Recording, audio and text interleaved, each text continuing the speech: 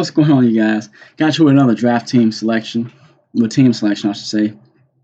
The first team selection that I put up, that one when I played that game with it, I had a bad connection issue, so my game got disconnected and I lost because of that. So here I am creating another team. And with this one, I said, you know what? Let's try to get some speed. And luckily for me, they were giving me a lot of good players. Like normally I've been getting some crappy players. I mean, a lot of like 80s and 76s. So I'm, struggling. But with this one, I was actually getting some good key players. Like you can see that 86 Russell Wilson, which will come handy in my in the upcoming game I'm going to upload. You'll see what I mean. Yeah, and so I had to actually make a couple tough choices here. I didn't know what to go with because they would give me multiple selections. Like right here, I got all three of these. But as you can see, I wasn't taking Carson Palmer. As you can see, he's already got Russell Wilson. But look at this: 85 QB, CB, 88 FS, and a 87 DT. I mean, it was just looking, it's a little rough. But me being me, I know people like to pass it, so I went with the cornerback with that one just because I need somebody to cover somebody. I need somebody who can cover somebody, and I wanted Arian Foster with that, but you know we got to go a little bit with the offensive line. We can't leave them out, So I went with the left, with not the left, with the right guard. Same thing with this one. I saw the cornerback, and then it was the right end. Ended up taking the right end. I try not to get too retarded with some of my picks. I want to keep it balanced, but not too balanced. I don't mind going heavy with one position.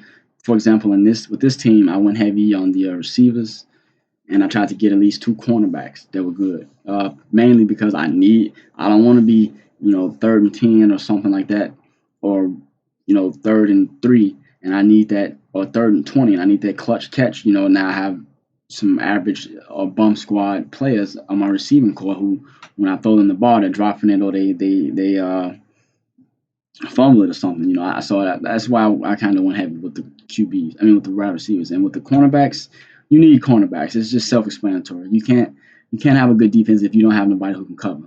So you're not getting too far if your cornerbacks can't cover. So we got a couple cornerbacks. And this was a nice one. Forte, Marshall, and Eric Berry.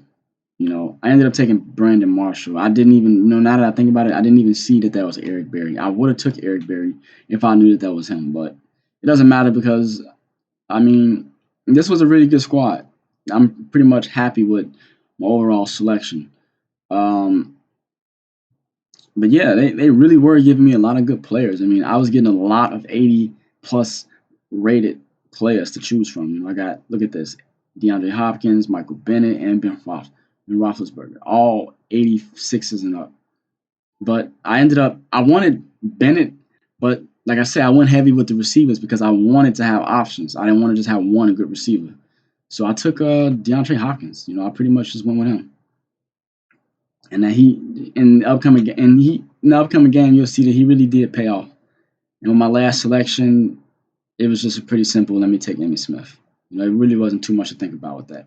But overall, yeah, it's a pretty nice squad.